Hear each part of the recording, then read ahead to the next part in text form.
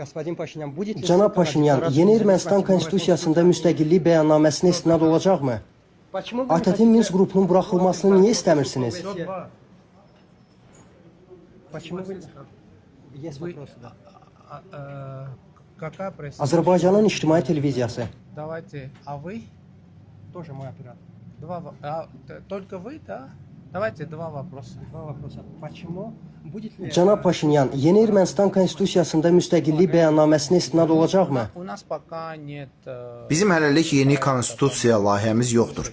Biz konstitusiyamızı təhlil etmişik. Biz Azərbaycanın qaldırdığı məsələləri bilirik. Aydındır ki, bizim Konstitusiya Məhkəməsinin qərarına əsasən de jure bizim qüvvədə olan konstitusiyamızda qonşularımıza qarşı heç bir ərazi iddiaları yoxdur. Согласно решению нашего Конституционного суда, Bu artıq hüquqi cəhətdən qeyd olunmuş faktdır. Bu çox vacibdir. Aşağıdakıları da qeyd etmək istərdim. Bilirsiniz ki, Azərbaycan sülh müqaviləsini imzalamaq üçün iki məsələ qaldırır.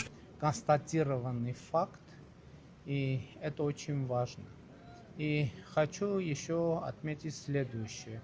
Вы знаете, что, то есть очевидно, что Azərbaycan... Birinci məsələ ATƏT-in Minsk qrupunun buraxılması ilə bağlıdır. Biz deyirik ki, bu gündəlik bizim üçün məqbuldur. Biz əmin olmaq istəyirik ki, Azərbaycanın arzusu, belə deyək, münaqişəni öz ərazisində qapadıb, münaqişəni Ermənistan Respublikası ərazisinə ixrac etməməkdir. Минской группы ОБСЕ. И мы говорим, что, в общем, эта повестка для нас приемлема. И мы хотим убедиться, что... Bunun üçün həll var. Bizim təklif etdiyimiz həll budur. Eyni vaxtda sülh müqaviləsini imzalamaq və ATƏT-in Minsk qrupunun buraxılması ilə bağlı müraciət etmək. Yəni bir yerdə, eyni vaxtda hansı ki bu vacibdir. Bu qarşılıqlı olaraq regionumuzda etibar və sabitlik üçün çox vacib jest olacaq. То решение, которое мы предлагаем, следующее. Подписать мирное соглашение и обращение к ОБСЕ o распуске Minской группы. Konstitusiya ilə bağlı məsələ də var. Mən bu haqda artıq demişəm. Qeyd etmək istəyirəm ki, Ermənistanla Azərbaycan arasında razılaşdırılmış sülh müqaviləsinin mətnində dəqiq və aydın şəkildə yazılıb ki, Ermənistan və Azərbaycan bir-birlərinin ərazi bütövlüyünü və suverenliyini Almatı bəyannaməsinin əsasında tanıyır və Sovet Respublikalarının inzibati sərhədləri dövlət sərhədlərinə çevrildiyi faktına söykənir. И я хочу отметить, что уже в согласованном тексте мирного соглашения между Armeniya и Azərbaycanı tam... Bu o deməkdir ki, Sovet Azərbaycanı müstəqil Azərbaycandır, Sovet Ermənistanı müstəqil Ermənistandır. Bu çox vacib faktdır. Orada bir mətdə var ki, harada ki, Ermənistan və Azərbaycanın bir-birinə ərazi iddiasında olmadığı və gələcəkdə belə tələblər irəli sürməyəcəyi ilə bağlı öhdəlik götürdüyü qeyd olunub. Yəni faktiki olaraq Ermənistanda həm də Azərbaycanda qaldırılan məsələlər iki ölkə arasında sülh müqaviləsi layihəsində həll olunub. Опираясь на тот факт, что административные границы советских республик стали государственными границами. Это значит, что вот Армения, советский Азербайджан – это независимый Азербайджан.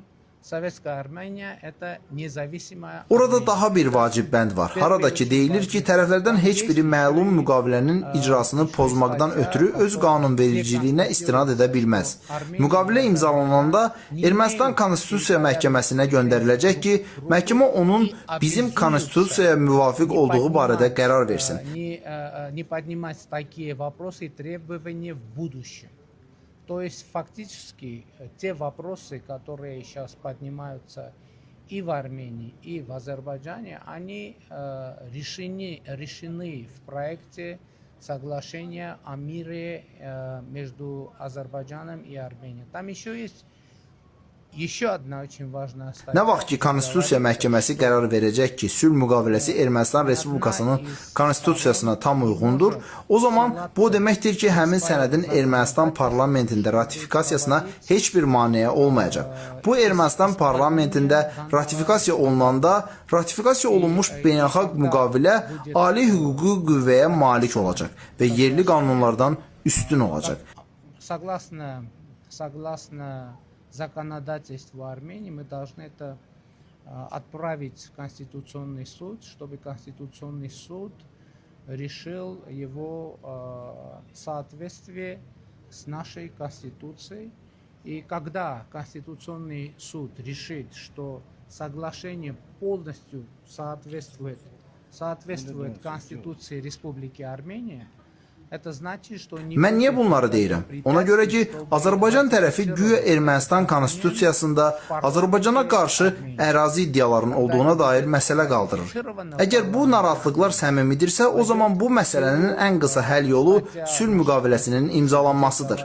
Ona görə ki, sülh müqaviləsi imzalananda Ermənistan parlamentində ratifikasiya olunacaq və ali qanunvericilik səviyyəsində qeyd olunacaq ki, Ermənistan Respublikasının Azərbaycan Respublikasına və ümumiyyətlə qonşularına qarşı heç bir ərazi iddiası yoxdur. Верховенство над местными законами.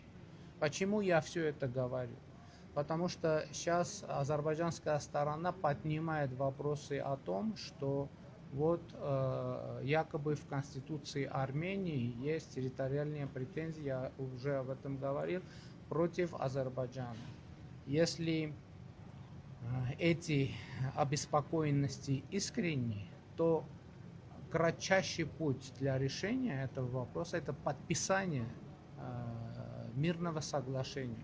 Потому что когда мирное соглашение подпишется и будет ратифицировано в парламенте Республики Армения, уже будет на высшем законодательском уровне констатировано, что Daha bir nüans. Bizim də narahatlığımız var ki, Azərbaycanın da konstitusiyasında Ermənistana qarşı ərazi iddiaları var.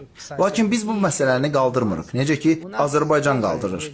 Niyə? Ona görə ki, biz aydın şəkildə razılaşdırılmış sülh müqaviləsi layihəsində görürük ki, bu məsələ həll olunub. Bu məsələni həll etmək üçün sadəcə sülh müqaviləsini imzalamaq və onu ratifikasiya etmək lazımdır. Biz belə həllə getməyə hazırıq. Мы видим очевидно, что в проекте, уже согласованном проекте мирного соглашения, этот вопрос решен. И чтобы решить этот вопрос, и чтобы снять этот вопрос, просто нужно подписать мирное соглашение и ратифицировать, и мы готовы пойти на такое решение.